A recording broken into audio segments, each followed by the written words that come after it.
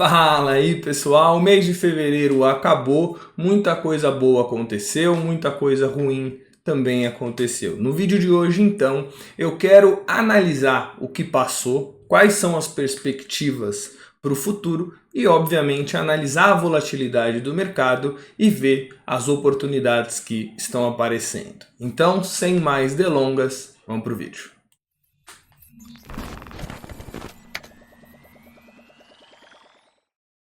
Como é que vai funcionar essa análise aqui? Eu desenvolvi um relatório que chama relatório de volatilidade, você já deve estar acostumado, onde eu vou passar com vocês esse relatório, a gente vai ler, a gente vai discutir e a gente vai ver o que tem de oportunidade no mercado. Algumas perguntas ficam. Marcel, como funciona esse projeto? Esse projeto que eu faço, esse relatório de volatilidade em busca de oportunidades, ele é o projeto piloto da minha mentoria que vem pela frente. Então qual que é a ideia dessa mentoria e desse projeto? É a gente analisar o mercado de forma profissional, ver quais são as principais notícias, o que mais movimenta o mercado, analisar a volatilidade, coisa que a gente sabe que influencia muito nas opções e tentar entender sempre de forma muito profissional como que funciona o mercado.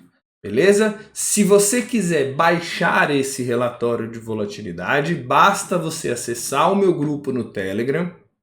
O link eu vou deixar aqui na descrição e pedir o relatório. Ele vai estar lá bonitinho, é só você baixar e acompanhar e guardar aí na sua casa.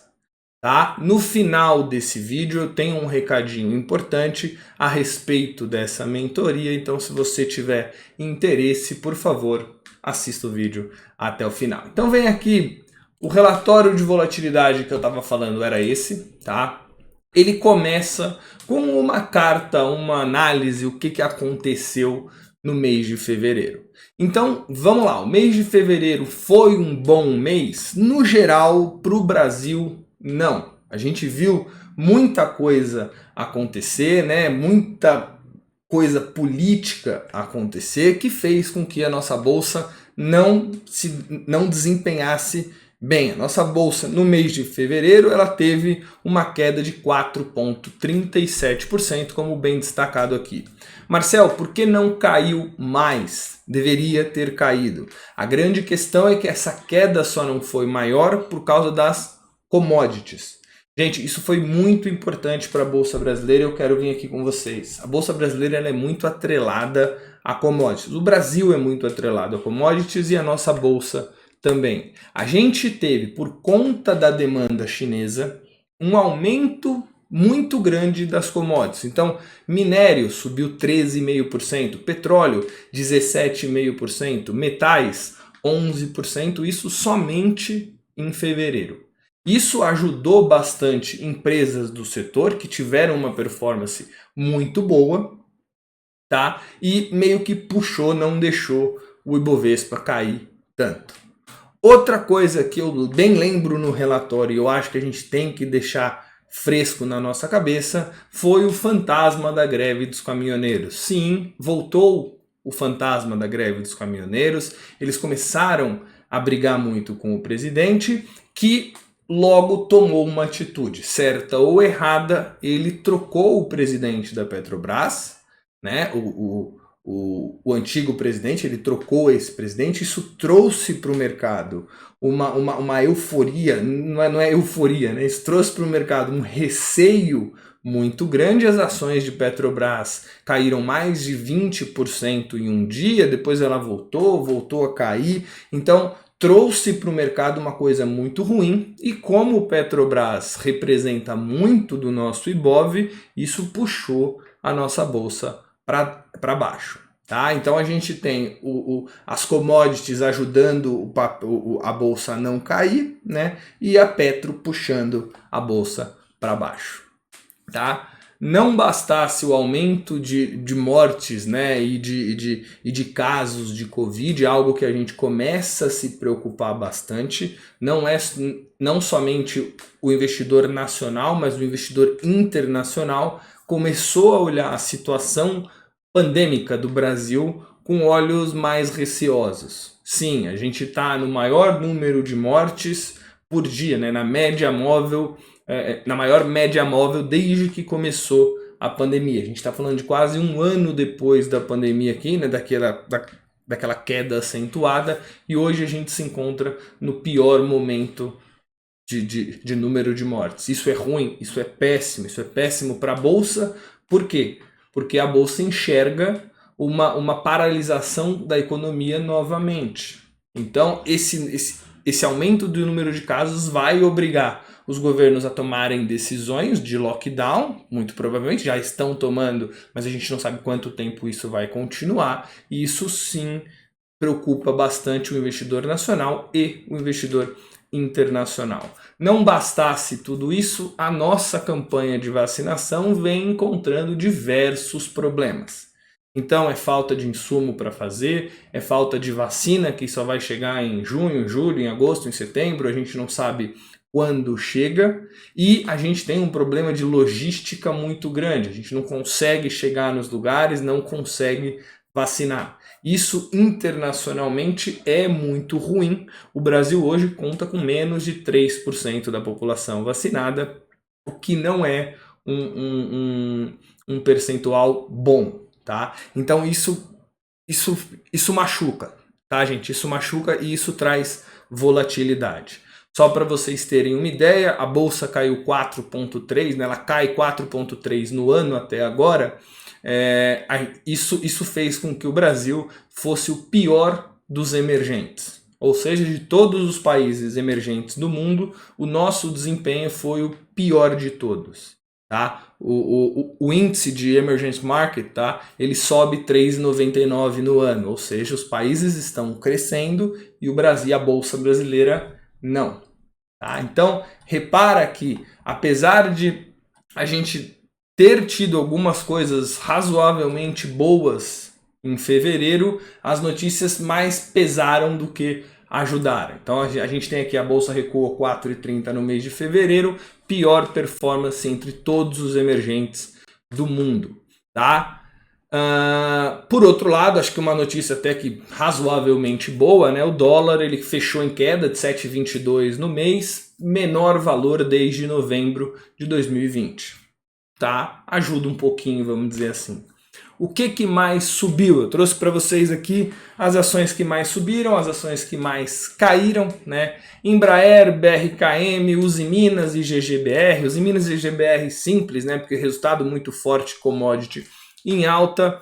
Elet 3 e Elet 6 por conta da privatização, não sei se vocês vão lembrar. E Pecar, Pão de Açúcar, por causa do spin-off que teve nas ações, que virou Pão de Açúcar e Açaí, fez com que o papel subisse bastante. Tá? O que mais sofreu? Petrobras, obviamente, por causa da intervenção do presidente, machucou muito o papel. BBAS, isso aí, BBAS é uma coisa interessante da gente analisar, porque é uma coisa que o mercado é legal, né?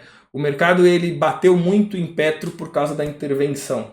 Só que ele não bateu só em Petro, ele baixa em todas as estatais. Por quê? Porque espera-se que se você está fazendo intervenção em uma, você pode vir a fazer nas outras. O mercado não gosta de intervenção do governo e ele bateu também em BBAS bastante. Por último, Cogna, um papel que de verdade já foi o queridinho, né? Hoje sofre bastante, tá? O fato do mês de fevereiro foi um deal que eles fizeram no meio do mês que não trouxe bons resultados para a Bolsa. Então aqui eu trago para vocês as maiores altas, as maiores quedas, tá? Elas ranqueadas aí para a gente dar uma olhadinha. Bom, esse fluxo... Essa parte aqui é bastante importante, que é o fluxo de dinheiro do gringo na nossa economia. Marcel, como assim? A gente tem como medir se o gringo está tirando ou colocando dinheiro na nossa economia, tá? Na nossa bolsa. Então, quando o gringo entra na nossa bolsa, a tendência é que ela suba. Tendência, não é regra, é uma tendência, tá? Quando ele entra, a tendência é que suba. Quando ele sai, a tendência é que caia. A gente acompanha isso para quê? Para ver o humor do gringo com relação ao Brasil também, tá? No mês de fevereiro, a gente teve então 1,2 bilhões de dólares saindo da nossa bolsa, um resultado bem ruim, né? Não é tão legal, mas só para vocês terem uma ideia, no dia depois do anúncio do Bolsonaro que ele iria trocar o presidente da Petrobras, a gente teve só o maior dia de retirada de investimento gringo da história. Nunca antes tinha saído tanto dinheiro. Saiu em um dia somente 1,25 bilhões de dólares devido ao que o Bolsonaro falou. Então machucou bastante, tá? É algo que a gente tem que olhar. O gringo estava subindo, depois de muita queda ele começou a subir de novo, mas agora ele já cai, tá bom? Ele já volta a cair. Falando de volatilidade, eu tenho uma notícia boa e uma notícia ruim, né? A notícia ruim é que alguns papéis tiveram a sua volatilidade muito elevada, tá? E o price action realmente, né, a volatilidade histórica realmente muito elevada. Mas a volatilidade do índice não me parece algo tão alto. Tá? A gente fechou o mês, a gente começou, eu acho, em fevereiro com 28, a gente está com 28,5, 29. Não foi uma mudança muito grande, não foi, apesar de tudo que aconteceu, a gente não viu isso refletido nas ações, desculpa, no índice, na vol do índice. Então a vol do índice hoje está ali um pouquinho mais baixo do que o pico da crise ali, né, que chegou a bater 33, 34, tá longe ainda dos nossos 22, que é o habitual, tá, antes da crise, mas está ali no 28. Eu acho particularmente que isso tende a cair. Eu ainda não vejo uma grande mudança de tendência de volatilidade, acredito que isso ainda vai cair, tá bom? Agora vamos falar de uma análise pontual que eu peguei aqui para vocês, que é uma análise de Petrobras. Por que de Petrobras? Porque foi a ação, eu acho, que mais teve movimento, que mais teve mudança nesse mês. Então, o papel, se você olhar aqui no gráfico, né, devido à alta do petróleo, o primeiro gráfico aqui vai mostrar o petróleo para vocês. Devido à alta do petróleo, o papel estava sim se recuperando muito. Chegou a bater R$30, sofreu, voltou para os 29, 28, estava numa casa interessante, tá? Com uma volatilidade ali na casa dos 44. Beleza?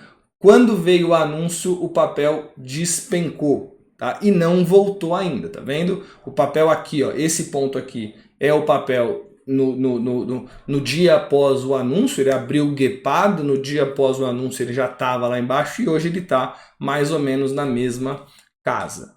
Tá? Então, olhando os analistas de mercado, a gente vê um preço-alvo para o papel ainda bem acima do preço atual, mas já aqui em 29,89, já muito próximo do que ele estava há um mês atrás. Então, não tem um upside, apesar do upside de hoje até lá ser muito grande, né, ser de 35%,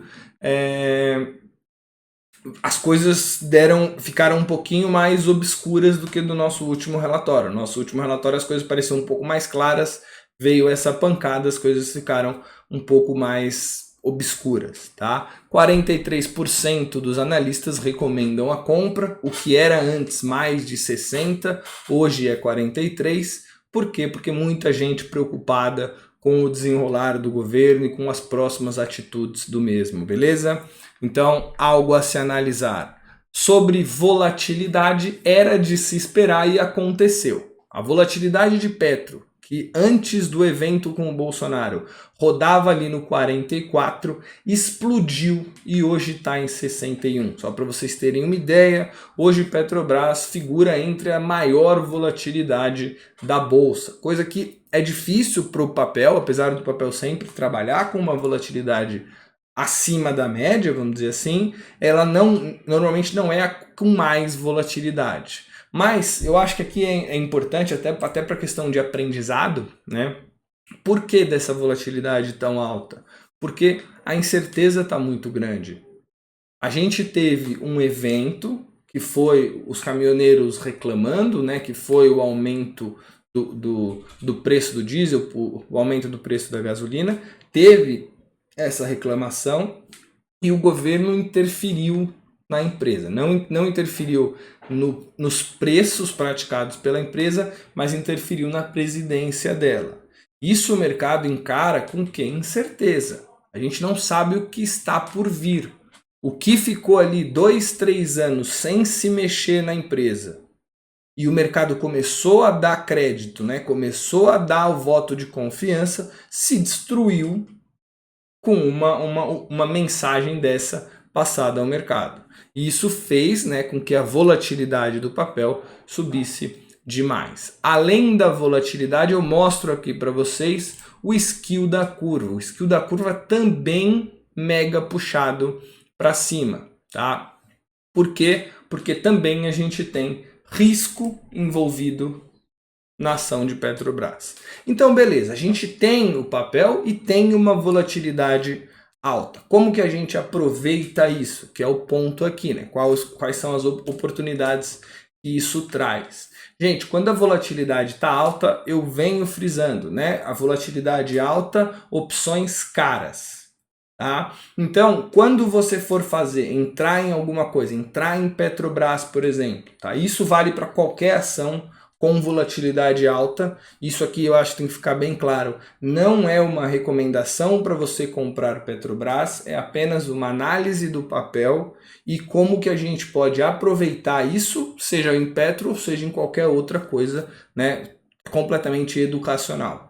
Tudo bem? Então, quando a gente tem uma volatilidade muito alta, a gente tem opções muito caras. Então, quando você faz estruturas como Fence, que eu já expliquei aqui, já botei vídeo para vocês. Quando vocês fazem Call Spread Ratio, que é aquela Double Up, que é aquela que dobra a valorização, também tem vídeo aqui no canal. Quando você faz esse tipo de operação, você está vendendo volatilidade. Quando você faz Seagull, você está vendendo volatilidade. Quando você faz... Então, essas estratégias para você entrar no direcional do papel e ganhar com uma eventual alta, elas melhoram as taxas quando a volatilidade está alta. Também melhora as taxas para o quê? Para financiamento e short put. Então, se você tem o papel e quer vender uma call para receber taxa, o momento vai te ajudar bastante. Você vai vender uma opção muito cara, tá? Percentualmente muito mais cara do que o normal. E short put, que é você simplesmente vender a put sem ter o papel e ficar com a obrigação de comprar, também vai te dar uma taxa bem alta devido à volatilidade do papel. Marcel, isso vale só para Petro? Não, isso vale para qualquer coisa que estiver com uma volatilidade alta. Beleza? Beleza, Marcel. Vamos lá, vamos continuar aqui. A gente já fez, né, a análise, só para situar todo mundo, a gente já fez a análise do setor, a gente já viu o que rolou, quais são as perspectivas, né, o que está acontecendo com o mundo, tá? E vimos uma análise de papel olhando Petrobras, porque foi um movimento interessante educacionalmente falando. Né? Agora vamos olhar os mesmos dados para outros papéis. Eu trago aqui para vocês então alguns papéis, tá? Qual é o preço-alvo que o mercado considera, né? Uma média. Isso aqui não quer dizer que os papéis vão subir para esse ponto, mas é simplesmente um norte para você, tá? Qual é a valorização percentual, caso chegue nesse preço médio, mas aqui que fique bem claro, tá? E eu já falei isso várias vezes, nunca olhe o preço-alvo do mercado como uma coisa certeza, tá? Porque senão seria muito fácil de você operar, né? Basta você comprar os que têm os maiores potenciais. Não, tá? Isso é simplesmente uma média do que está todo mundo achando. E aqui do lado, quantos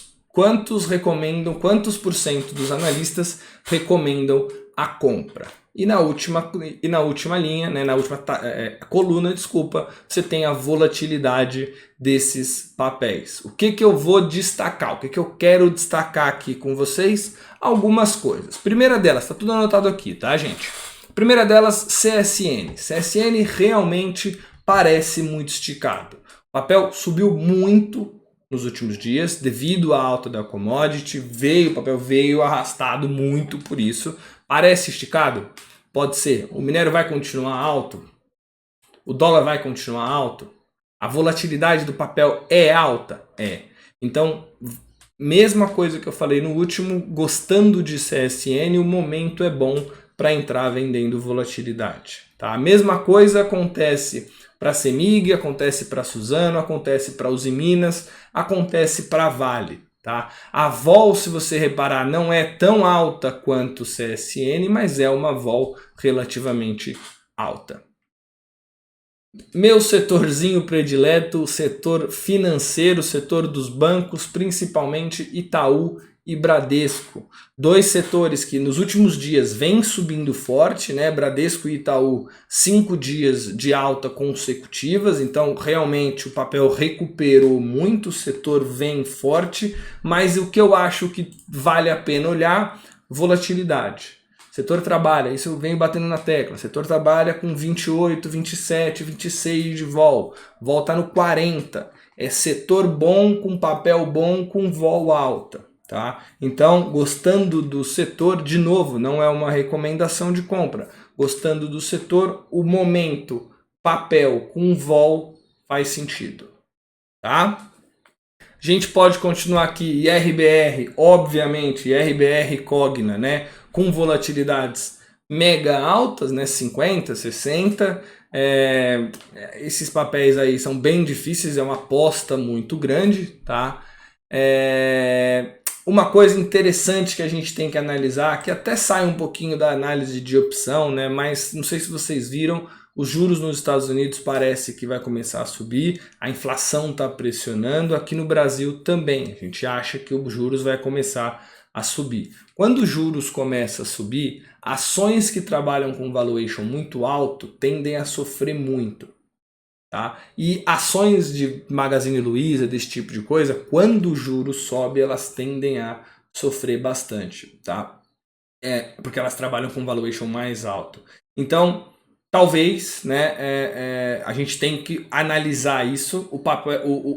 O setor ainda trabalha com uma vol alta, se você olhar via varejo, parece bastante descontado, mas tem essa questão, e eu acho que é por isso, inclusive, que ele está um pouquinho descontado. Meio que parece que tem coisa melhor para dar uma olhada, tá? Setor de viagens, eu continuo na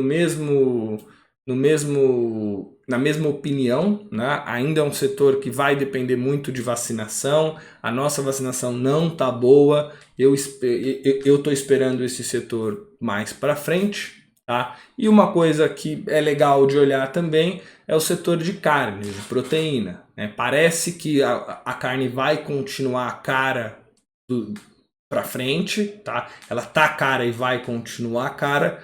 JBS, Marfrig, Brasil Foods acaba se beneficiando disso, tá bom? Então, gente, esse aqui é o nosso relatório educacional de volatilidade, tá? Eu acho que é bastante importante a gente deixar bem claro de que nada aqui é uma recomendação de compra, nada aqui é faça porque vai dar certo, tá bom? O que eu quero trazer aqui com vocês é uma análise de mercado e para que vocês consigam, por vocês mesmos, né, tomar as decisões, ter embasamento, ver como funciona esse tipo de análise, mas nunca é uma recomendação para você fazer, até porque o dinheiro é seu, você tem que fazer, né, o que você achar melhor, tá bom? Último recadinho que eu queria, tá? Eu vou deixar aqui na descrição, se você está comigo até agora, provavelmente você é uma pessoa interessada no nosso conteúdo aqui, no meu conteúdo, né? Eu vou começar a minha mentoria, tá? Um projeto piloto por enquanto, então vai ser um projeto para eu aprender, para vocês aprenderem, para a gente, né, criar um projeto legal, e eu vou começar esse projeto em breve. Vou deixar aqui o primeiro link da descrição, um formulário no Google. Se você tiver vontade, se você gostar, se você quiser participar dessa mentoria, tá? Desse projeto piloto gratuito da mentoria, você vai lá no link e deixa o seu e-mail que eu vou chamar essas pessoas que estão lá. Não vou abrir isso para todo mundo porque eu quero aprender primeiro, tá bom? Então se você tiver interesse, basta clicar ali. A ideia da mentoria é exatamente isso que a gente está fazendo aqui, só que aí obviamente com vocês mais pertinho de mim. Bom, gente, era isso que eu queria falar no vídeo de hoje, espero que vocês tenham gostado. Se você gostou, não deixe de se inscrever, ativar o sininho e, por favor, compartilhe esse conteúdo com seus amigos, porque isso ajuda o canal demais, tá bom? Gente, muito obrigado e até a próxima.